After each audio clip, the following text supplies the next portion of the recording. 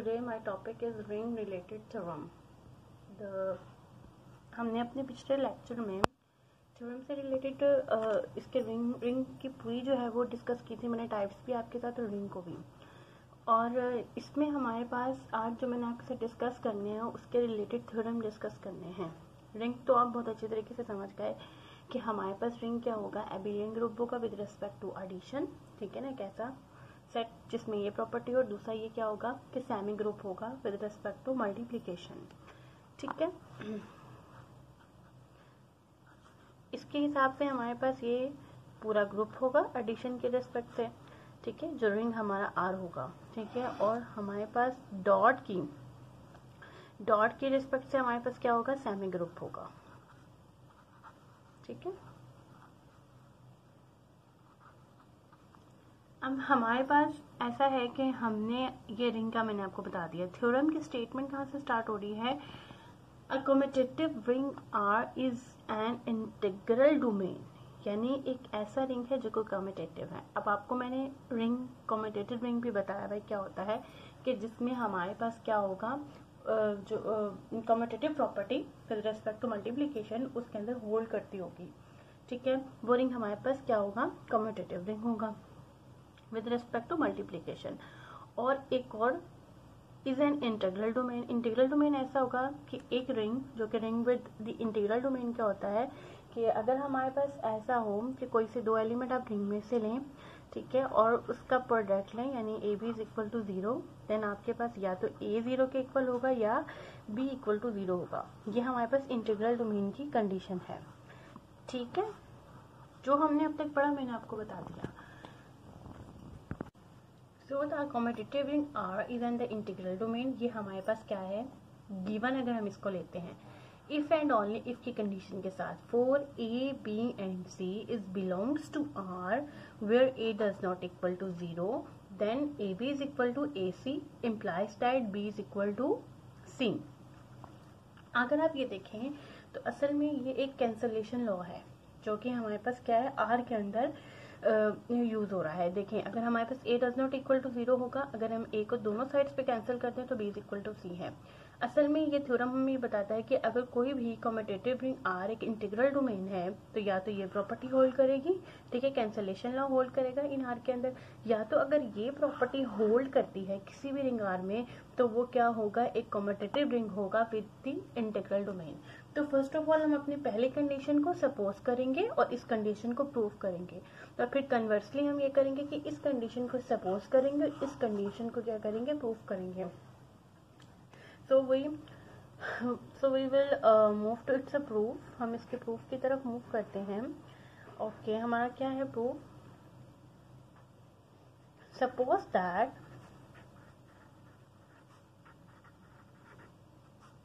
Commutative ring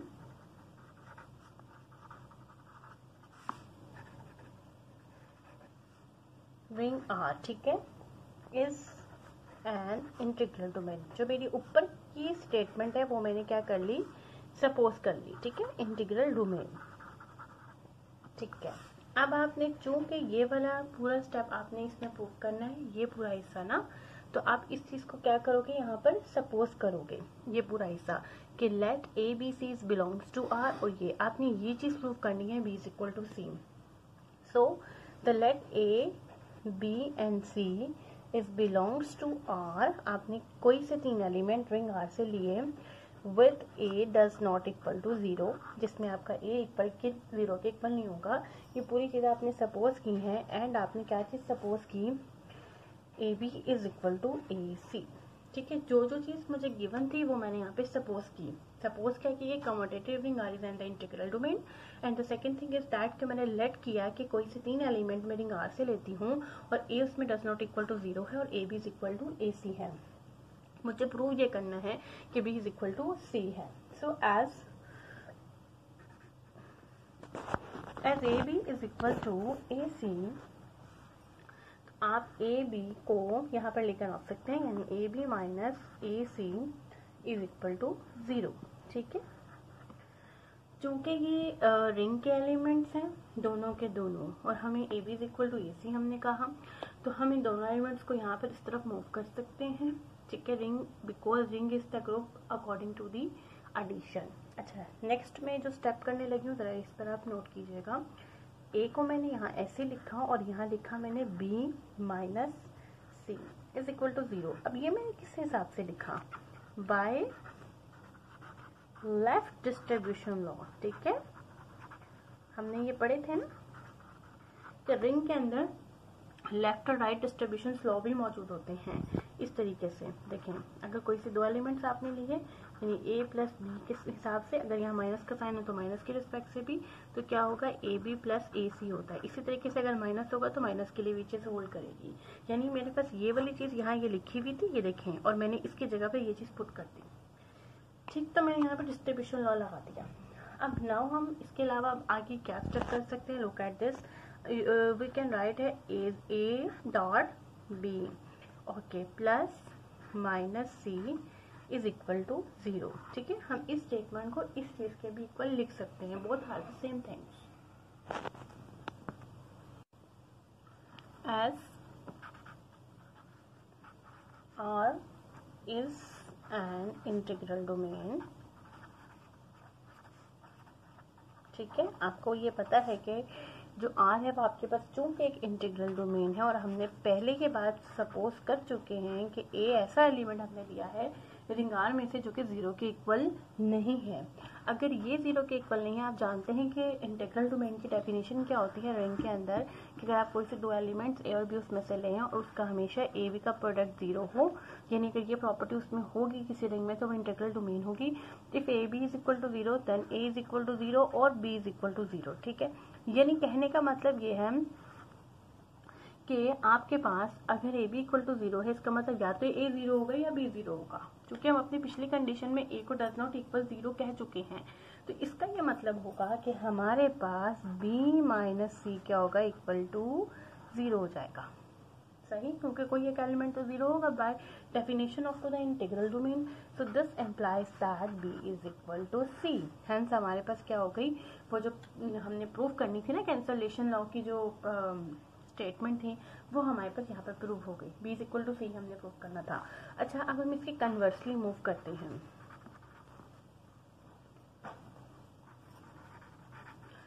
conversely क्या होगा कि आपके पास अब होगा ये कि हमारे पास स्टेटमेंट क्या थी कि हमारे पास एक कम्यूटेटिव रिंग इंटीग्रल डोमेन होगा इफ एंड ओनली अगर उसमें कैंसलेशन ना होल्ड करता होगा। अब हमें क्या सपोज करना है वो मैं यहाँ पे लिख रही हूँ, वी एज्यूम दैट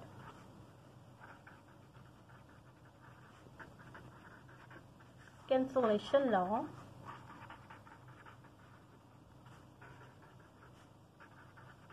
आप जानते हैं ना कि कैंसलेशन लॉ होल्ड करेगा इसमें in R, it means that, इसका मतलब क्या होगा कि देखिए कैंसलेशन लॉ मीन्स कि the a B is equal to a c, ठीक है, the b is equal to c. ये कैंसलेशन लॉ है ना, यानी ये चीज मैंने क्या कर ली इसके अंदर, अब सपोज कर ली। प्रूफ मुझे ये क्या करना है कि जो रिंग है वो एक इंटीग्रल डोमेन है and also a commutative ring. ठीक है, we have to prove this.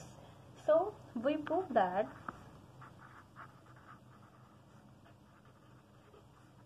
R is an integral domain। ठीक है, हमें ये बात क्या करनी है, उसको इंटीग्रल डोमेन प्रूव करना है। इंटीग्रल डोमेन प्रूव करने के लिए हमें यही बात प्रूव करनी होगी कि उसमें a B is equal to 0 ये चीज़ उसमें मौजूद हो, तो एक या तो 0 के इक्वल होगा या बी 0 के इक्वल होगा। अच्छा, हमें इंटीग्रल डोमेन प्रूव करने के लिए लेट क्या करना पड़ेगा कि a B is equal to 0। ठीक है, यानी उसकी एक स्टेटमेंट हमें लेट करनी पड़ेगी। हमें असल में प्रूव ये करना है या तो ए 0 होगा या बी 0 होगा। अच्छा, हम ये जानते हैं कि ए बी अगर इक्वल टू 0 लिखा है तो आप इसको यूँ लिख सकते हैं ना, ए dot 0, you can write this in this form. ठीक है, बोथ आर द सेम, यानी 0 के साथ किसी भी नंबर को मल्टीप्लाई करो तो वो 0 ही रहेगा। अच्छा, with a does not equal to 0, लेकिन इसमें हमारे पास कंडीशन ये है कि ए 0 के इक्वल नहीं होगा। अच्छा, अब इसमें क्या बात समझ में आ रही है, चूंकि कैंसलेशन लॉ में हमने यही कहा ना कि जो हमारा ए है वो डज नॉट इक्वल टू 0 है। कैंसलेशन लॉ में हमारे पास यहाँ है ये प्रॉपर्टी भी लगी है। ठीक है, यानी a does not equal to 0। अब चूंकि let A B is equal to 0, ठीक है, and the a B is equal to 0 let हमने किया। अब इस जीरो को a डॉट जीरो लिख सकते हैं। एज वी नो दैट कि a is not equal to zero, तो हमारे पास क्या चीज जीरो होगी? ऑब्वियस सी बात है, अगर कोई से दो एलिमेंट का प्रोडक्ट जीरो आ रहा है और अगर उसमें a जीरो के इक्वल नहीं है, तो then it means that this implies that हमारे पास b क्या होगा? इक्वल टू जीरो हो जाएगा। सो ये बात हमें क्या चीज शो कर रही है? This implies that r is an integral domain. So हमारे पास ये बात प्रूव हो गई कि एक कम्यूटेटिव रिंग जो कि इंटीग्रल डोमेन है, ठीक है, हमारे पास क्या होगी? कैंसलेशन लॉ होल्ड करती होगी। ठीक है, इसमें हमने कैंसलेशन लॉ को सपोज किया और ये चीज प्रूव कर दी। ठीक है, हमने इसको कन्वर्सली भी प्रूव कर दिया इफ एंड ओनली इसके साथ। आई होप कि आपको आज का लेक्चर समझ आया होगा। इंशाल्लाह नेक्स्ट न्यू वीडियो के साथ मुलाकात होगी। अल्लाह हाफिज।